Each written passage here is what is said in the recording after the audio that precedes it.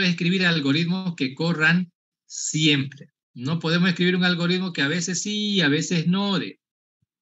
Usted escribe algoritmos que a veces sí y a veces no, entonces te van a contratar a otro a ese que siempre le corre bien. ¿Ok? Entonces, ¿cómo vamos a demostrar que nuestro algoritmo corre? Entonces, para demostrar que nuestro algoritmo corre, y en este caso corre significa que corre siempre. No, no que con esto funciona, con esto funciona, con esto no funciona, no hay eso, ¿no? O corre o no corre. Entonces, ahora, si seguimos el procedimiento, lo más probable es que corra. Siempre hay una pequeña posibilidad de que algo no funcione, porque en alguna partecita nos podemos equivocar, ¿no? Siempre es dable esa situación. Pero si ustedes siguen el procedimiento, lo más probable es que corra. Si ustedes no siguen el procedimiento, lo más probable es que no corra. Y eso ya lo he visto un montón de veces. Todos los exámenes, tantos exámenes que he tomado, no le corre, miro su algoritmo y no hizo lo que tenía que hacer. Aquí ocurre algo interesante. Por apurarnos a escribir código, eso es por tecleadores, apurarnos a teclear código de memoria, acabamos haciéndolo mal. Nada profesional, y escuchen bien esto, nada que sea profesional funciona a la carrera. Funciona rápido, sí, pero no a las carreras. Todo tiene un procedimiento que se sigue con calma y cuando uno sigue el procedimiento, como ya dije, lo más probable es que salga bien. Imagínense al médico que lo tiene que charquear a usted, ¿no? Apúrelo al médico, que haga el tajo de una vez y lo saque esa cosa que está fregada ahí adentro y lo costure rapidito. Y después mañana descubre que le dejó las tijeras ahí adentro, todo por andar haciendo la cosa apurado. Entonces, el médico hace lo que tiene que hacer con calma, no hay para qué andarlo correteando y va a concluir su trabajo y lo va a dejar bien hecho, con calma. Hay una frase antigua a ver, ¿era de Napoleón o era de Hitler? De uno de esos dos bichos era. Le decía a su sastre, ¿no? ¿Se imaginan el sastre de esos bichos? ¿Cómo andaría temblando de miedo, ¿no? Porque si le pelan, le cortan la cabeza, ¿no? Entonces, se dio cuenta, creo que era Hitler, se dio cuenta que su sastre andaba todo temblorino y le sunchaba porque le estaba midiendo el pantalón, lo andaba sunchando con las agujitas con las que hacen esas cosas, porque estaba todo nervioso y quería hacer rápido, ¿no? Porque el otro tenía que ir a la guerra. Entonces le dice Hitler, con calma que estoy apurado. ¿Se dan cuenta? Con calma que estoy apurado. Si el sastre hace su trabajo con calma, o sea, tampoco tan lento, ¿no? Sino con tranquilidad, al ritmo que debe hacerlo, va a terminar su trabajo a tiempo. Si anda todo apurete y todo nervioso, lo va a terminar de sunchar para empezar y no va a poder hacer bien su trabajo y va a tardar más y va a acabar tardando más de lo necesario. ¿Se dan cuenta? Por eso dice con calma que estoy apurado. Si hace con calma su trabajo y hace lo que tiene que hacer, va a acabar estando bien y lo va a terminar rápido, que si anda todo apurético. Y eso funciona igualito en todas las áreas. Si el médico se anda apurando porque tiene otro negocio más importante que hacer después de sacarle plata a usted, o no, sacarle eso que está mal, digamos, ¿no? De usted, entonces, lo más probable es que le deje una venda, que le deje la tijera, que le deje algo ahí adentro, porque está apurado a irse el hombrecito ese, ¿no? La personita esa. Si hace con calma como tiene que hacer las cosas, va a terminar y todo va a salir. Lo más seguro que todo salga bien. Eso es lo más probable.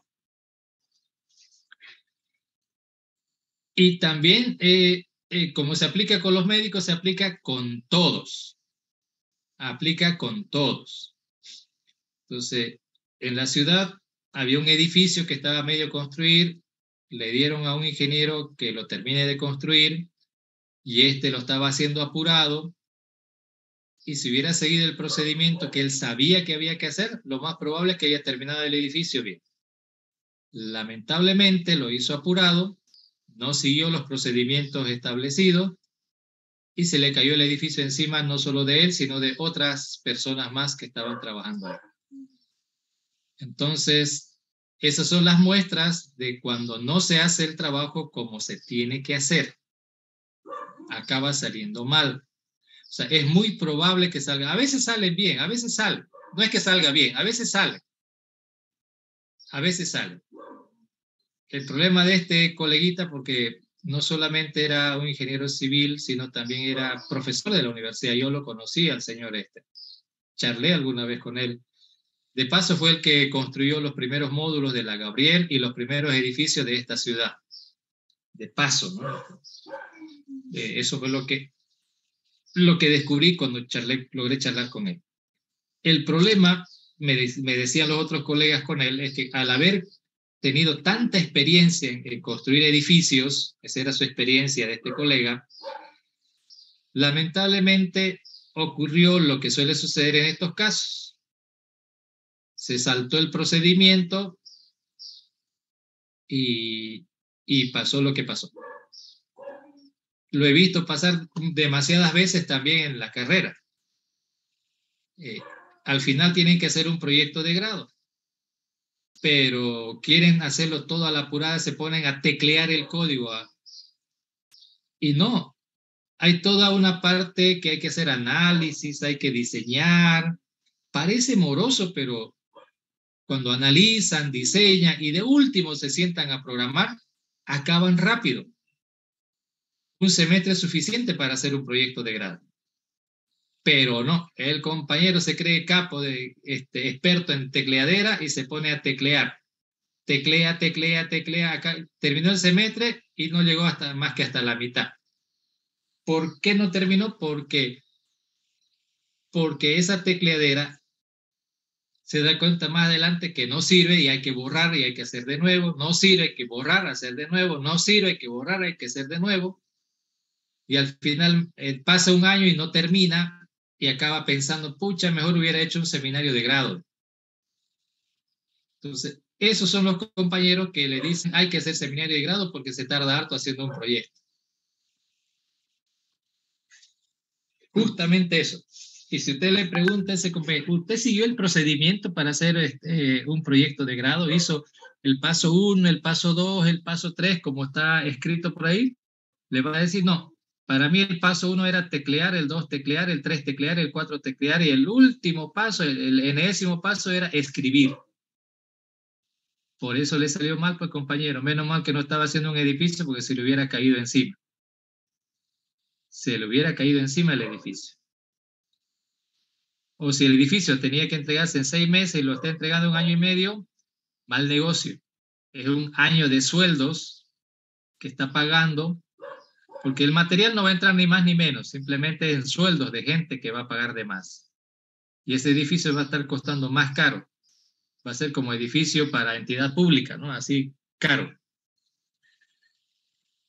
Entonces, esas recomendaciones. Hay un procedimiento para demostrar que el algoritmo sirve y no que a veces sí y a veces no, no, que sirve siempre.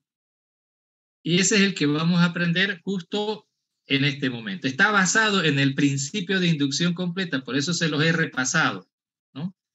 Porque es como seguir ese principio de inducción. Ahorita voy a abrir la lección número 2.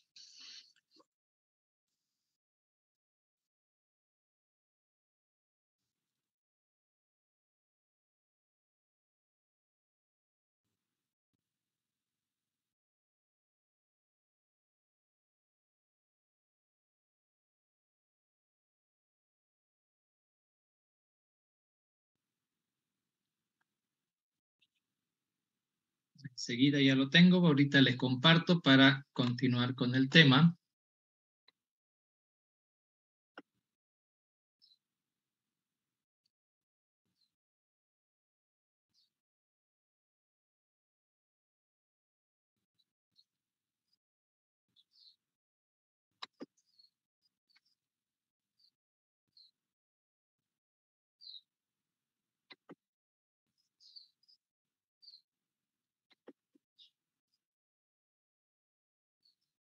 Ese no era.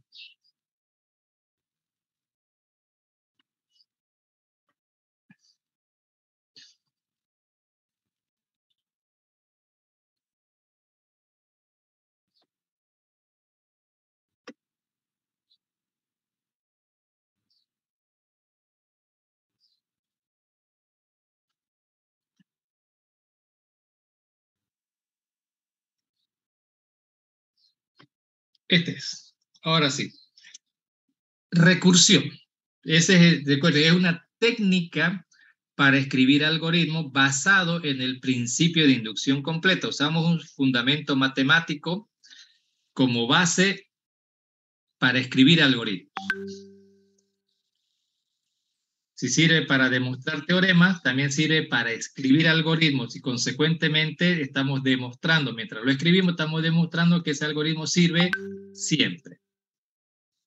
Concepto.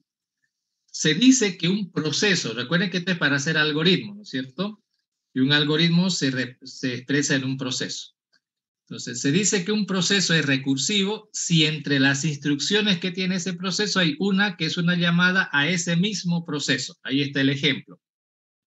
Dice void recursivo, ¿verdad? Este es un proceso recursivo porque tiene 3 instrucciones, pero una de esas es llamar al mismo proceso. Ustedes ya saben que en un proceso podemos llamar a otros. De hecho, este proceso está llamando, lo primero que hace es llamar a un proceso llamado showMessage. Eso es lo primero que hace. Llama a un proceso llamado showMessage y le envía el texto hola.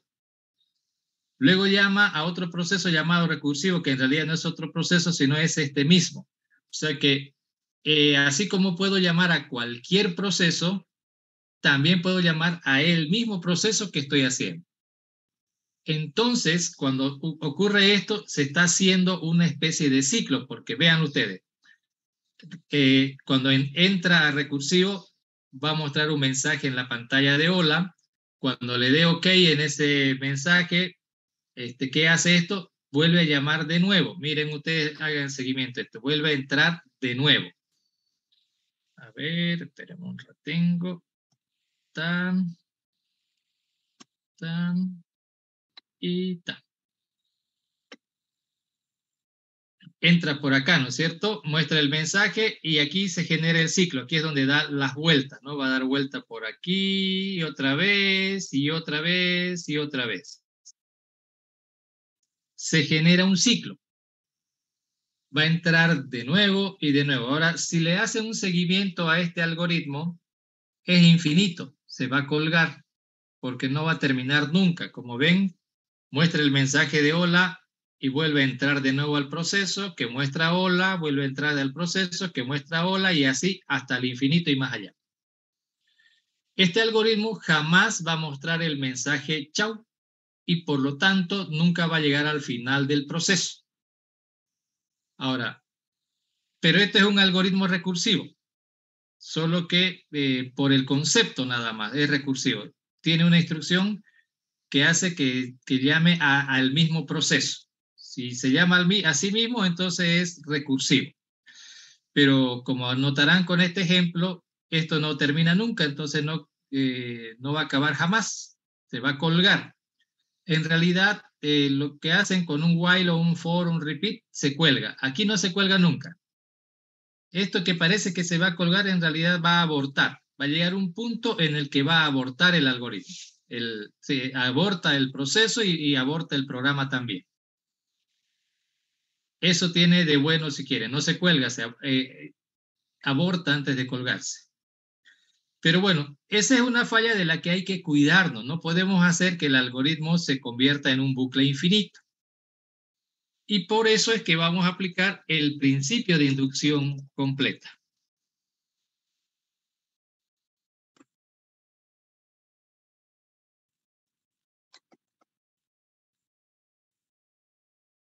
Y por eso es que hay otro concepto que es el proceso recursivo bien definido. El otro era un proceso recursivo mal definido. Se dice que un proceso recursivo está bien definido si cumple básicamente 2 cositas, algo llamado caso base y algo llamado caso general. El caso base dice de que existe al menos en el algoritmo, en el proceso, hay al menos una situación en la que la llamada recursiva no se hace. Eso no lo cumple este algoritmo. ¿Hay un caso en el que no se haga la llamada recursiva? No, siempre se hace. Así como está, siempre se ejecuta. O sea que este no tiene caso base. ¿Me están escuchando, no? Este algoritmo se cuelga porque no tiene caso base. Digo, me están escuchando porque ese es el primer error en el examen. Como dije, ¿no? Por andar de apuretis, no hacen el caso base y lo más seguro es que se le va a colgar. ¿Cuál sería el caso base, ingeniero? Perdón. Con calma, compañero, vamos a llegar a eso. Este concepto nos dice que un algoritmo tiene que tener un caso base, tiene que tener al menos una situación. Pueden haber 2, 3 o más, pero al menos una donde no se haga la llamada recursiva. Tiene que tener esa cosa. Este concepto nos dice qué debe cumplir, pero no nos dice cómo, que es justamente lo que está preguntando el compañero. El concepto nos dice qué, pero no nos dice cómo. Ahora, asimismo, el caso general. En el caso general es cuando sí se hace la llamada recursiva. O sea, si se llega a hacer, acuérdense que un algoritmo, un proceso recursivo bien definido, tiene que tener caso base y tiene que tener caso general. Tiene que tener esas dos partes. En la parte del caso general dice, cuando se haga la llamada recursiva, dice, esa llamada se tiene que hacer de manera que se aproxime al caso base. El caso general tiene que hacerse de forma que se aproxime al caso base. Una vez más dice qué tiene que suceder, pero no dice cómo. Entonces, el concepto de proceso recursivo bien definido, bien hecho, nos dice qué debe pasar, pero no nos dice cómo. Y ahí es donde metemos nosotros al principio de inducción. El principio de inducción es el que nos va a decir cómo. Aquí donde dice el caso base, debe haber al menos una situación en la que la llamada recursiva no se haga. El principio de inducción en el inciso I nos dice cómo vamos a hacer esa parte. Aquí en el caso general dice, cuando se haga la llamada recursiva, ¿cómo se debe hacer? El inciso II o doble I de PIC nos va a decir cómo lo vamos a hacer. Entonces, vamos a aplicar el principio de inducción al concepto de proceso recursivo bien definido. Entonces, se dice que un proceso recursivo está bien definido si cumple ¿qué? Otra vez, caso base y caso general. A ver, el caso base nos dice qué debe pasar. Ahora el PIC nos va a decir cómo lo vamos a hacer. Aquí dice, PIC, ¿qué nos dice? Dice, el caso base debe resolver el problema para el primer valor del dominio de la variable de recursión. O sea que hay una variable de recursión. Así como hay una variable de inducción en PIC, aquí hay una variable de recursión. Y solo tenemos que resolver el problema para el primer valor, no para cualquiera, para el primero. ¿Quién nos dice que es el primero? PIC. PIC habla del primero, ¿no es cierto? Para el primero.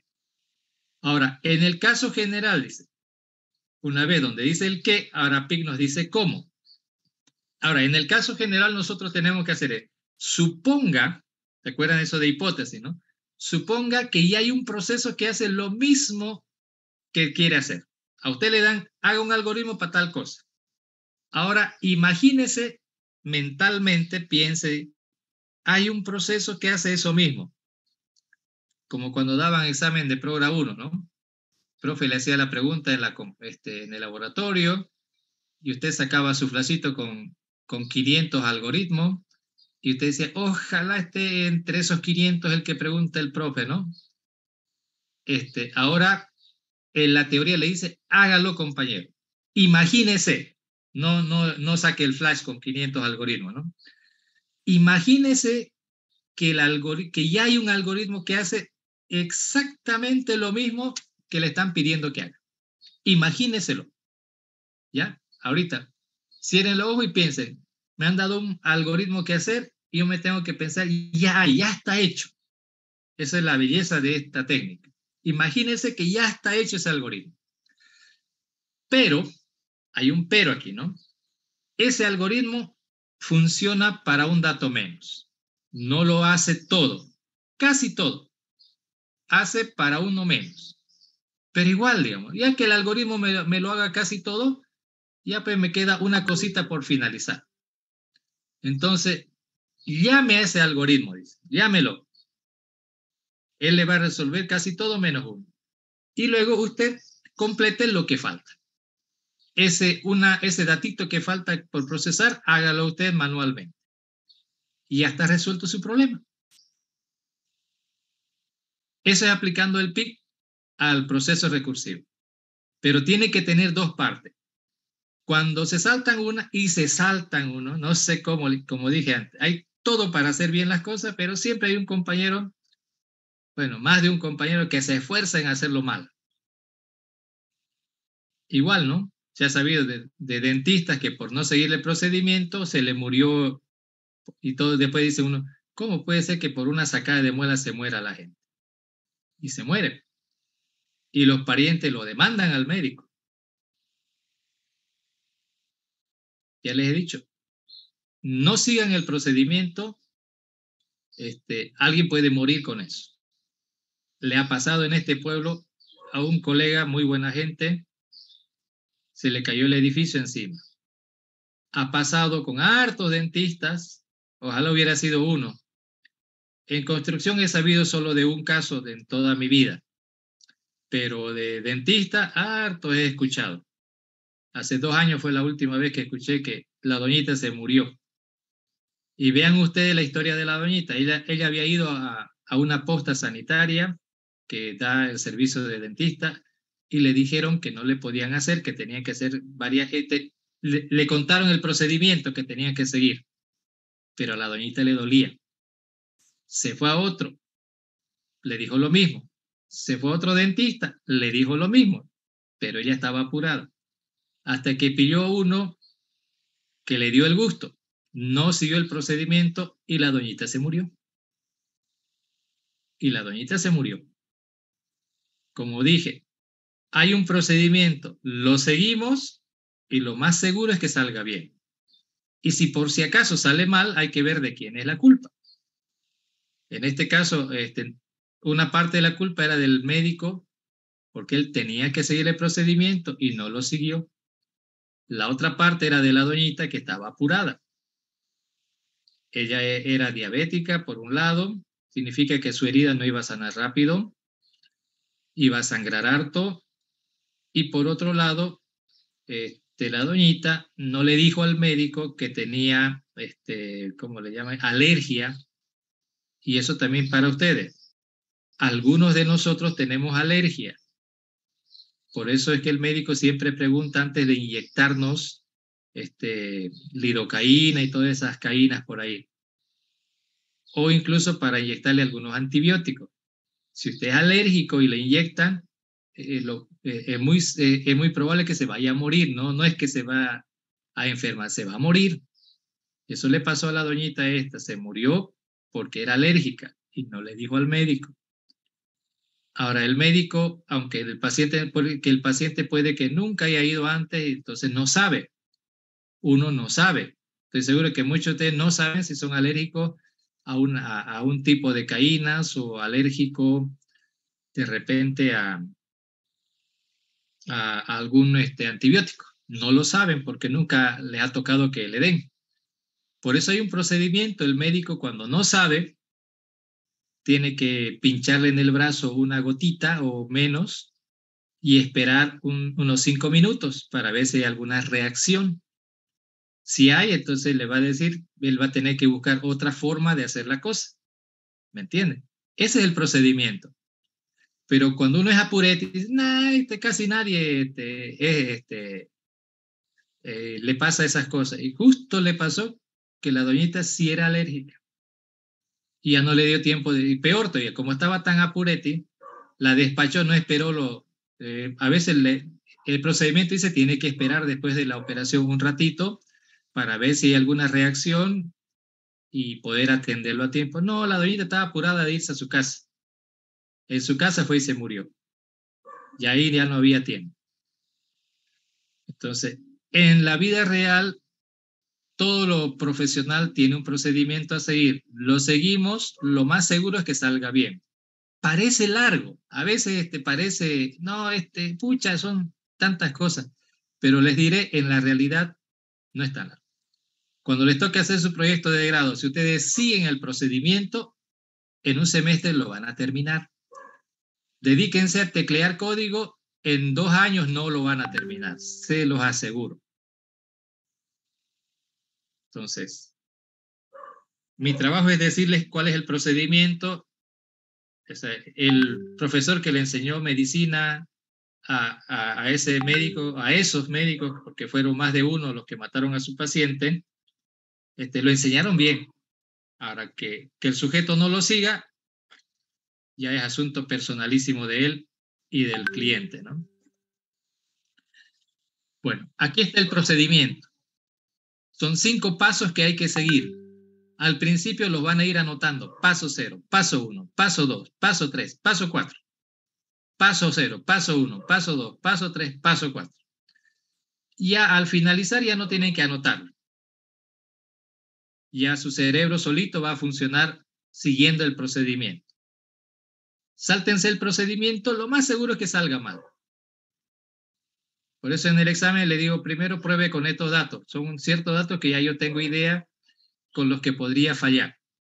Y luego veo el código y ahí me doy cuenta, ¿no? Cuando se saltan, ahí me doy cuenta que se han saltado los pasos. Claro, en el examen uno está apureti, pero ya les he dicho, si ustedes siguen el procedimiento, por muy apureti que estén, van a acabar más rápido que cuando no lo siguen el procedimiento. Siempre pasa. Siguen el procedimiento, parece largo, pero al final el procedimiento les asegura el éxito. Ahora, ¿cuál es este procedimiento? Paso 0. Y se llama paso 0 por una razón. Esto lo aprendieron desde introducción y siguieron insistiéndole los profesores de programación 1. Y le llamo paso 0 porque esto lo tiene que hacer sí o sí, no importa si el algoritmo es o no es recursivo. Ya sea que lo vayan a hacer recursivo o no, el paso 0 lo van a seguir. Por eso se llama paso 0. ¿En qué consiste? Determinar las entradas y salidas del algoritmo. Eso es lo primero que tienen que determinar. Y siempre uno comienza por la salida, ¿no es cierto? ¿Qué debe entregar como resultado el algoritmo? Y sabiendo qué va a entregar, ¿qué necesitan, qué datos necesitan para generar esa salida? Es lo primero que tienen que determinar. Y como ya estamos en tercer semestre, la entrada son los parámetros de entrada. ¿Qué datos necesitamos? ¿Qué parámetros? Y la salida es el resultado de la función o si va a ser entrada y salida, cuál variable va a ser de entrada-salida, ¿no? Por referencia. Ese es el primer paso. Determinar las entradas y la salida del algoritmo. Paso 0. Una vez que hayan hecho eso no importa si va a ser recursivo o no, eso siempre lo tienen que hacer. Luego, paso 1, hay que identificar la variable de recursión. Esto ya es de la texto. ¿Y cómo cuernos yo sé cuál es la variable de recursión? Entonces, vamos con esta prehistoria. Primero, ¿cuándo vamos a necesitar hacer algoritmos recursivos? No siempre, no siempre. Si quiero hacer un algoritmo para intercambiar 2 datos o una cosa así, que es de hacer unas cuantas cositas y ya, no necesito hacer recursivo. ¿Cuándo? Yo necesito escribir un algoritmo recursivo cuando el algoritmo va a procesar un conjunto de datos. ¿Están escuchando? Si el algoritmo tiene que procesar un conjunto de datos, entonces puede ser que se haga recursivo. Si no va a procesar un conjunto de datos, no necesita ser recursivo. Esa es la entrada, ¿no? La entrada de la idea me refiero, no la entrada del paso C. Entonces, vean primero, si hay un problema donde hay que procesar un conjunto de datos, entonces entonces puede que lo haga recursivo. Si la solución es fácil, no necesitan hacerlo recursivo. Es cuando está medio feíta la solución o el problema, ahí es cuando le metemos esto de recursión. Bien, ahora, ¿eso qué tiene que ver con la variable? Dijimos, si el algoritmo va a procesar un conjunto de datos, entonces es posible que se haga recursivo. La variable de recursión es aquella variable que representa la cantidad de datos que el algoritmo va a procesar. ¿Entienden? La variable de recursión es esa variable en su algoritmo que de alguna forma le está indicando la cantidad de datos que ese algoritmo va a procesar. Esa es su variable de recursión. No le puedo decir va a ser n, porque a veces es n, a veces es i, a veces es j. Por último, es la variable que usted quiera. Por eso importa la parte conceptual, no lo literal. Ahora, una forma de verlo es, miren, por ejemplo, si usted tiene que hacer un for i de 1 to n, la mayoría de los algoritmos son así, ¿no? For i de 1 to n, esa n es la variable de recursión porque esa es la que dice cuántas vueltas tiene que hacer. En cada vuelta del for está procesando un dato, ¿no es cierto? Y n representa la cantidad de datos que va a procesar. Esa partecita conceptual es así de facilita y así de fácil se la olvidan también. O sea, se los recuerdo ahorita para que luego no digan que el profe nunca les dijo. Ahora, esa condenada variablecita que es conceptual, a veces viene en el parámetro y a veces no. No siempre viene en el parámetro. Por eso digo ahí explícito e implícito. Explícito quiere decir que está ahí en el parámetro. Exactamente ahí en el parámetro.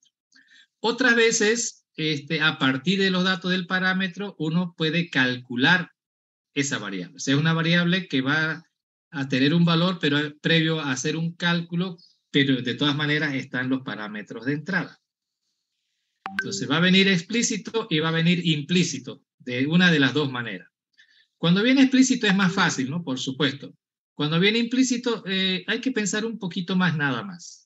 Pero nuestro primer trabajo, por ese paso 1, hay que identificar cuál es la variable de recursión. El siguiente paso, una vez que se sabe cuál es la variable de recursión, el siguiente paso es determinar el dominio de esa variable. ¿Se acuerdan que el dominio era importante, no es cierto? Es parte de PIC el dominio. Entonces hay que determinar el dominio de esa variable. Y la forma de determinarlo es, aquí está una formulita que yo planteo. Dice, el dominio, digamos que n es la variable de recursión, entonces el dominio de n se calcula como la intersección de dos dominios. El dominio de esa misma variable por el tipo de dato. Todas las variables de programación están asociadas a un tipo de dato, ¿no es cierto? Bien. Entonces, el dominio viene por el tipo de dato en intersección con el dominio de la misma variable en el contexto del problema. Haciendo la intersección, el resultado de eso me va a dar el dominio de la variable que yo tengo que usar. El dominio de la variable es la intersección del dominio por el tipo de dato con el dominio de esa misma variable en el contexto del problema. Paso 2. Una vez determinado el dominio de la variable de recursión, vámonos al paso 3, y ahí hay que escribir el caso base. ¿Se acuerdan? El caso base hay que resolver el problema ¿para quién? Para el primer valor del dominio de la variable de recursión. O sea que, por eso el paso 2 yo tengo que calcular el dominio de ese dominio. Para su tranquilidad, no nos interesa el dominio entero. Nos interesa del dominio, los primeros valores nos interesan. El primer, el segundo, el tercero, hasta ahí nos interesa. El resto ya no nos interesa. Lo que pasa es que en la parte derecha del dominio, ahí es donde se pone un poquito raro, un poquito complejo, pero para su tranquilidad, esa parte no nos interesa. Nos interesa el inicio del dominio de la variable de recursión. Particularmente el primero, porque no es con cualquier valor, es con el primero, no es con el segundo, no es con el tercero, no es con el que se me ocurra, es con el primero. Lo vamos a resaltar esto, primero, ¿no?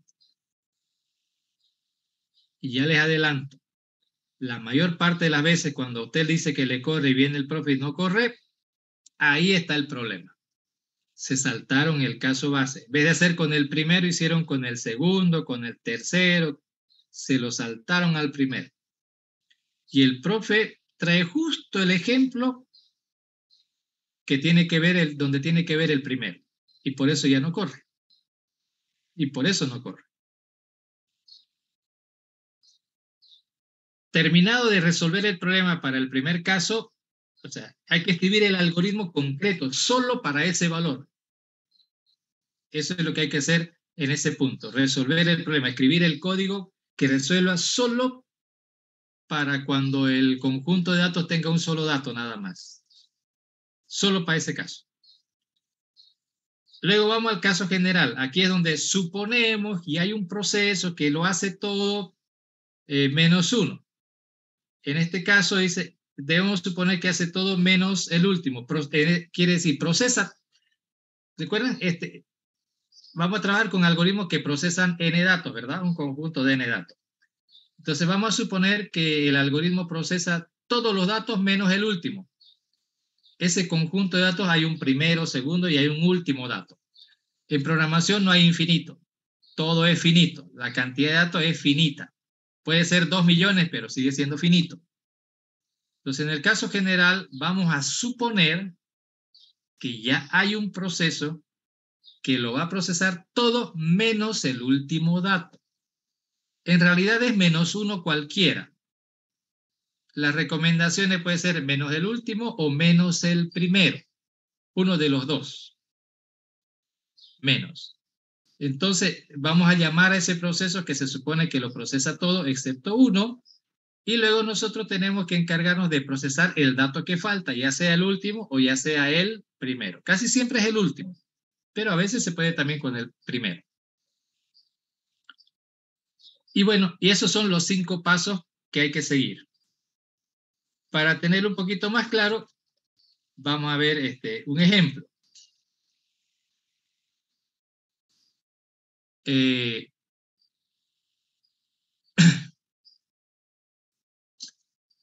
El ejemplo, ahorita lo voy a hacer aquí nada más y ya después ustedes lo hacen. Recuerden que todito esto que les estoy mostrando está, en este caso está en la lección 2 en la plataforma.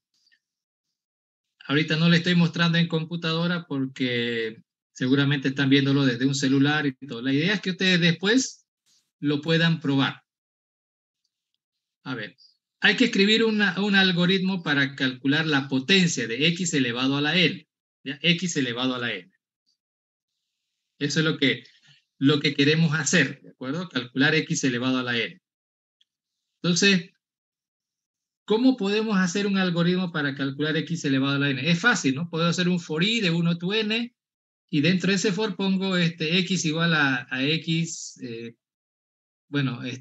p igual a p por x. Esa es la manera normal de hacerlo.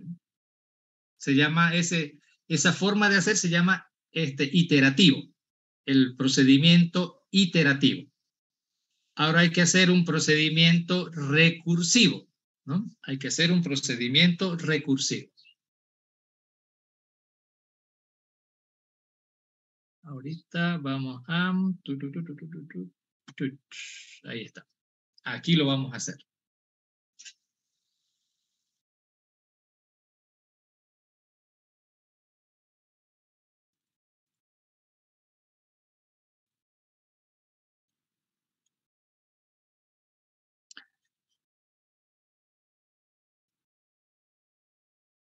¿Se acuerdan? Hay que hacer un algoritmo ¿para qué? Para calcular x elevado a la n, digamos, ¿no es cierto? Por ejemplo, x, ¿no? 2 elevado a la cuarta.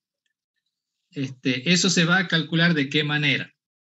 Como 2 por 2 por 2 por 2, y ahí está el 2 4 veces, ¿no es cierto? Ahí está el 2 4 veces. Entonces, el paso 0 tengo que identificar entradas y salidas para comenzar, ¿no? ¿Qué tengo que calcular? La potencia. Entonces, paso 0, entradas y salidas. ¿Qué necesito para calcular? Necesito x y necesito n. X es un número real y n es un número natural. X es la base, n es el exponente, ¿no es cierto? La base y el exponente. Esas son mis entradas. Y mi salida es la potencia, ¿no? X elevado a la n.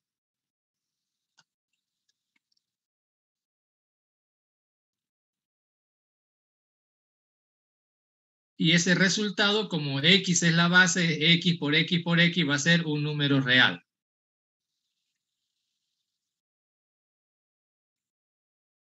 Ese es el paso cero. Ya con el paso cero, ya puedo empezar a escribir el algoritmo. Ya con el paso cero. Aquí a la derecha lo voy a ir haciendo. Fíjense, ya tengo el paso cero. ¿Qué necesito el paso cero? Para empezar, esto es una función. Ya tengo el resultado, entonces aquí debo ir escribiendo float. La función se va a llamar potencia. Y aquí vienen los parámetros de entrada. Float X. Y es un número real, el X, ¿no es cierto? Y N es un número natural, entonces aquí puede ser un número natural by N. ¿Listo? Como esta es una función, obviamente tengo que tener una variable del mismo tipo de la función, entonces float P, y al terminar el algoritmo tengo que retornar lo que calcule en la variable P. Si ustedes lo piensan, no importa si este algoritmo es recursivo o no es recursivo. Miren ahí, no dice que es recursivo. Eso lo van a escribir igualito si están haciendo esto iterativo o recursivo. Por eso se llama paso cero. Paso 1. Tengo que identificar la variable de recursión. Entonces, miro por acá, mirando por acá, tengo que hacer 2 por 2 por 2, 4 veces. No va a procesar 4 datos. El mismo dato lo va a procesar 4 veces. Es el equivalente, ¿no? Entonces, la variable de recursión es el exponente. Es el que me dice cuántas veces tengo que multiplicar la base. O sea, hay una cantidad involucrada. Esa cantidad está dada por n. Entonces, en el paso 1, la variable de recursión será n. N es el exponente, ¿no? N es el exponente, que es el que dice cuántas veces se va a multiplicar la base. Esa es mi variable de recursión y ya la tengo identificada. Es explícita porque viene entre los parámetros de mi función, está viniendo esa variable. Vámonos ahora al paso número 2. El paso 1 no tiene consecuencias en el código todavía. El dominio de esa variable, que ahorita se llama n. No siempre se llama n, a veces se llama m de mamá, otra vez se podría llamarse p, o por último, ¿qué tal si usted no quiso ponerle x y n y le puso x y a? O a y b, digamos, a elevado a la b. ¿Me entienden? Por eso es que hay que ver cuál es la variable. Eso es análisis observativo, nada más. Ahora, dominio. El dominio, recuerden que es la intersección de dos dominios. Esta variable n ya tiene un dominio por el tipo de dato. Está aquí clarito. ¿Cuál es su tipo de dato? Byte. Entonces, es el dominio de n por el tipo de dato en intersección con el dominio de la misma variable en el contexto del problema. Ahora, de acuerdo al tipo de dato es byte. Entonces, el dominio, recuerden, es el conjunto de valores. Byte, el conjunto de valores va desde 0 a 200, es un intervalo, ¿no? De 0 a 255. Esos son los valores que puede tomar n. A n nadie le puede poner menos 5, menos 2 o 300. Si le mandan esos valores, cualquier cosa va a pasar. Entonces, esa variable solo admite valores entre 0 y 255. Ese es el dominio de n por el tipo de dato. Ahora, en el contexto del problema, aquí estamos hablando de x a la n, x a la n en general. Entonces, n en el contexto del problema corresponde a los números naturales. Este es el contexto del problema en general, ¿no? Calcular algo elevado a la algo. Entonces, en el contexto del problema, su dominio son los números naturales, ¿de acuerdo? Ahora, esos números naturales van desde 0 hasta el infinito. Recuerden que esta es ya la parte de matemática. Esto no es de programación. Ahora, haciendo la intersección, voy a tener otro conjunto y en este caso se absorbe en el primero.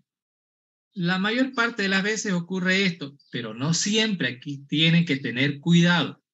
Como dije, con calma, que estoy apurado. Entonces, si esto lo hago con calmita, no me puede ir mal. Empiezo a hacerlo apuretti y lo más seguro es que me salga mal. Bien, una vez que he determinado el dominio en el paso 2, de ese dominio me interesa este dominio, este en particular. Es decir, el primer valor del dominio de la variable de recursión. Ese es el que me interesa. Con ese voy a ir ya al paso número 3. ¿Qué dice el paso 3? Resolver el problema para el primer valor del dominio de la variable de recursión. Entonces yo aquí digo, a ver, mi variable se llama n, el primer valor es 0. Entonces, para cuando n valga 0, yo tengo que resolver el problema. Entonces, ¿cómo es 2 elevado a la 0? O 3 elevado a la 0, o 10 elevado a la 0. Cualquier número elevado a la 0, hay un teorema, ¿no es cierto? Dice, cualquier número x elevado a la 0 es 1.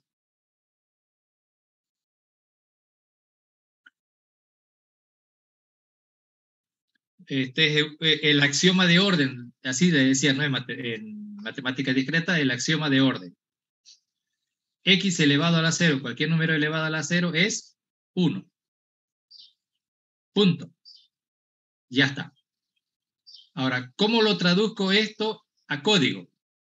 Para empezar, todo algoritmo tiene que tener dos partes, ¿no es cierto? Caso base, caso general.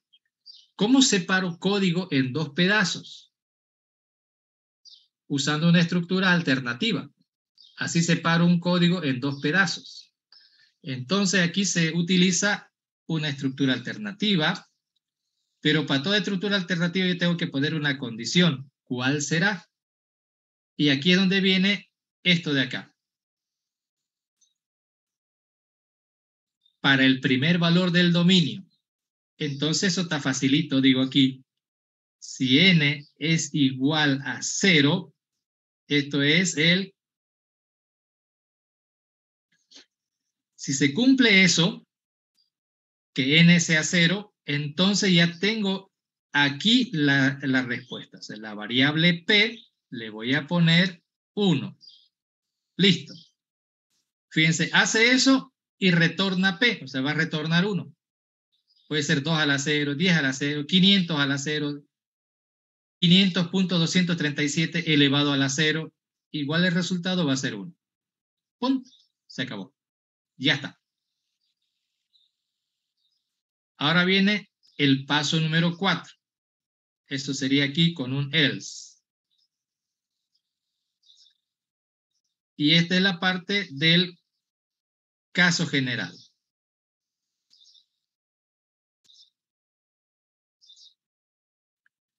¿Qué nos dice la teoría? Dice, suponga que ya hay una función que hace con uno menos. Suponga que ya hay una función que hace con uno menos. para tenerlo claro, ¿cómo hago esa suposición? Voy a ponerme como ejemplo n igual a 5. Aquí se trabaja con la variable de recursión. Y voy a suponer x igual a 2, que eso es la más fácil. Entonces, quiero calcular 2 elevado a la 5, ¿no es cierto? Quiero calcular eso. ¿Cómo lo hago? Aplicando pi. Dice aquí, suponga que ya hay una función que hace lo mismo que quiere hacer, pero con uno menos. Ese 1 se refiere a la variable de recursión. Yo necesito calcular 2 a la 5. Entonces me voy a imaginar que ya existe un algoritmo que me calcula 2 a la 4. O sea, 1 menos. Aquí es 2 a la 5. 5 veces tiene que multiplicar el 2. Voy a imaginarme que ya multiplica 4 veces. El cómo lo hace no me interesa. Lo que me interesa es, de ahí viene la palabra suponga que. Si usted está empezando a querer, ¿y cómo será que lo hace? ¿Lo hará bien? ¿Lo hará mal? Le va a dar dolor de cabeza, compañero. La técnica dice, no piense mucho. Piense, pero no. Aquí es donde está lo raro. Donde tienen que pensar es en el paso 0, paso 1, paso 2, y se les ocurre que no quieren pensar ahí. Aquí es donde digo, no piensen mucho, y aquí es donde piensan harto, y pierden el tiempo en eso.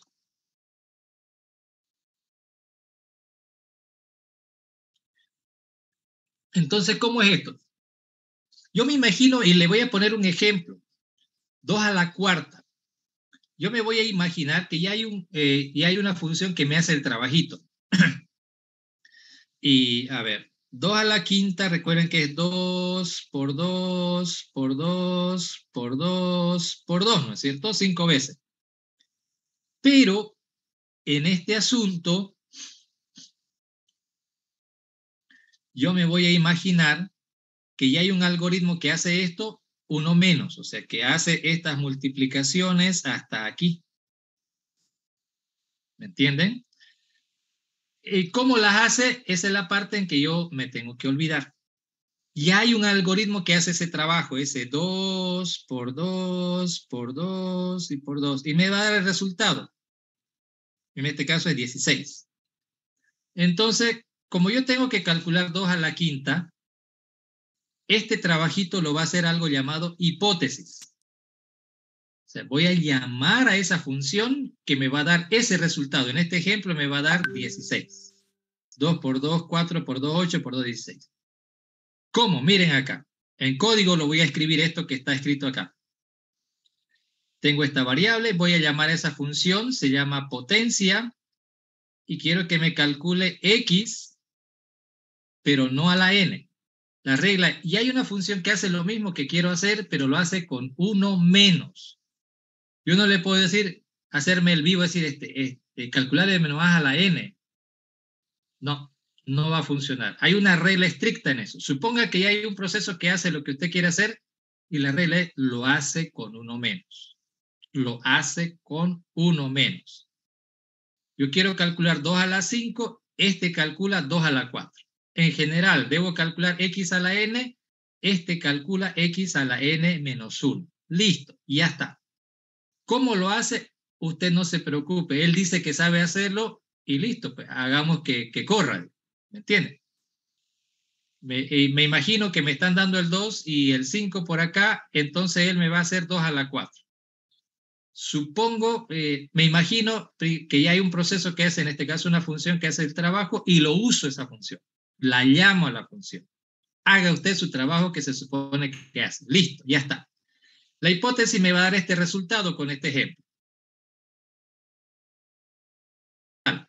¿Se dan cuenta? En este caso, lo único que me falta es hacer esta operación, ¿no es cierto? Multiplicar ese resultado por ese dato.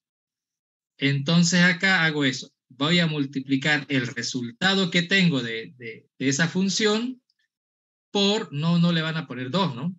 La base. Si la hipótesis hizo todas estas multiplicaciones y después de eso hacemos esta multiplicación, entonces ya está el resultado, ¿no es cierto? Con eso obtenemos el resultado y vamos a entregar el resultado. Y ya está. Fíjense, escribir esta clase de algoritmo es pensar de otra forma.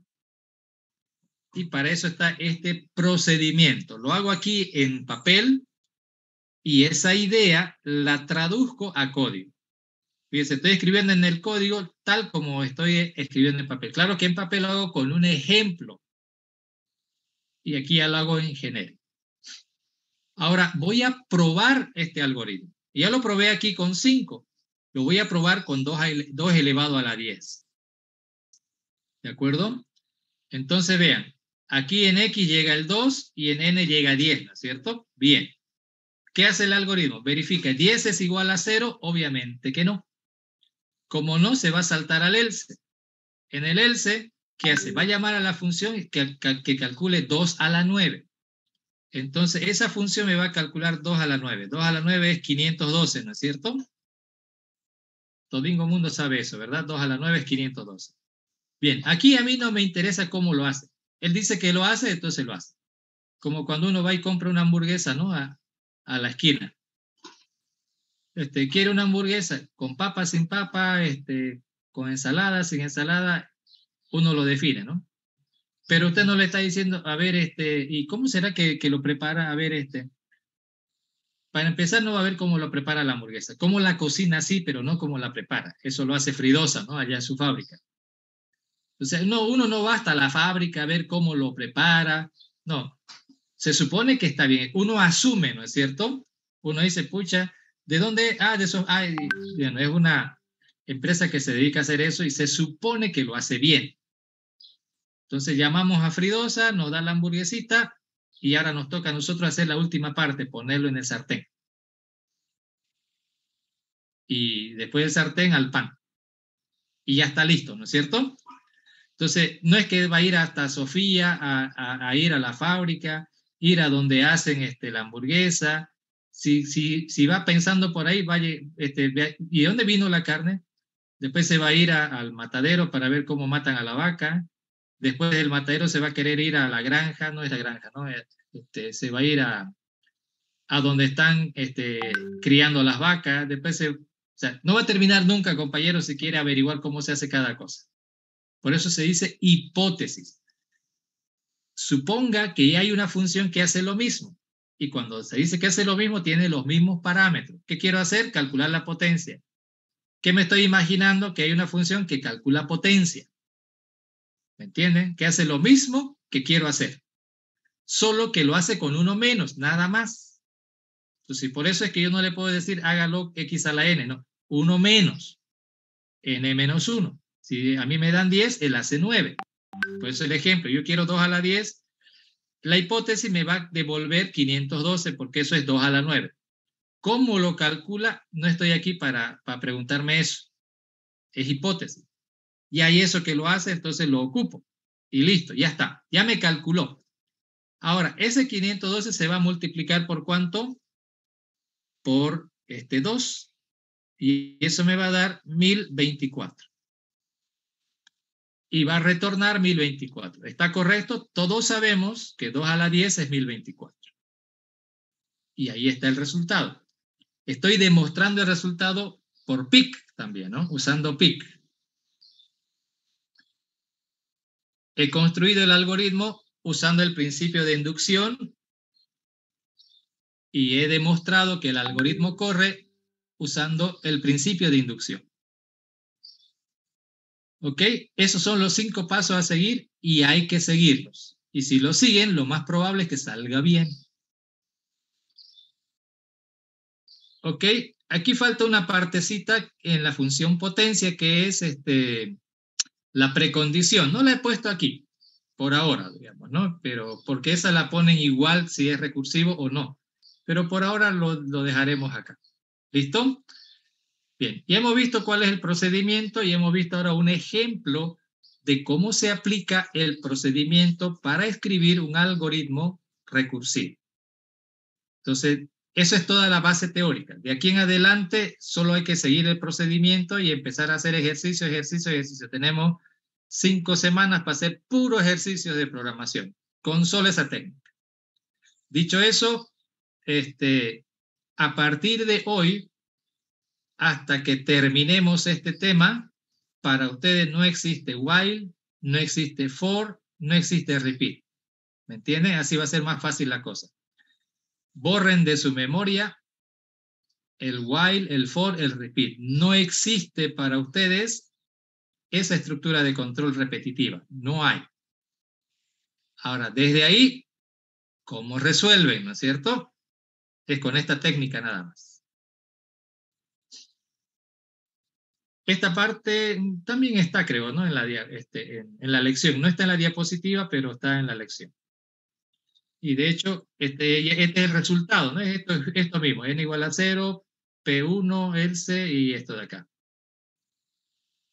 Ah, no, este es otro.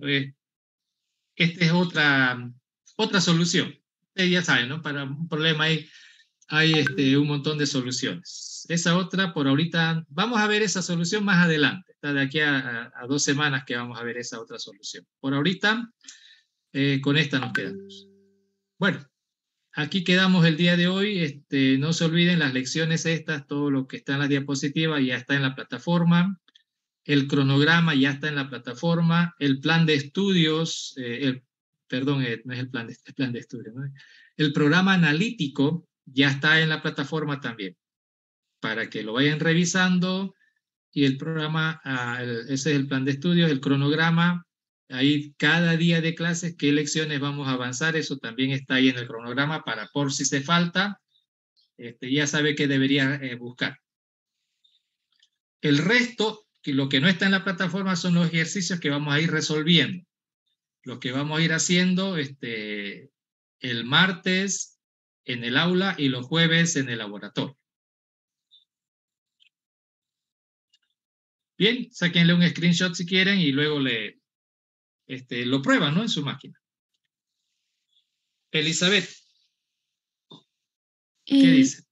Disculpe, ingeniero, en el paso número 0 declaro X como número real. Entonces, ¿esta funciona para números negativos o números con decimales? Sí, la base. La base es para números reales. El exponente es para números naturales. El teorema de cálculo está hecho en base a un exponente positivo, por eso es números naturales. Cuando el exponente es negativo, en realidad es 1 sobre 2 elevado a la 4, ¿no es cierto? Ahí es igual a multiplicar, pero 1 dividido entre el resultado. Eso es cuando el exponente es negativo. Por eso es que no estamos usando la fórmula de número negativo. Y para números reales es más complicado todavía, ¿no? No es de otra manera. Esta función es para que la base puede ser cualquier número real, positivo o negativo, pero el exponente sí es un número natural.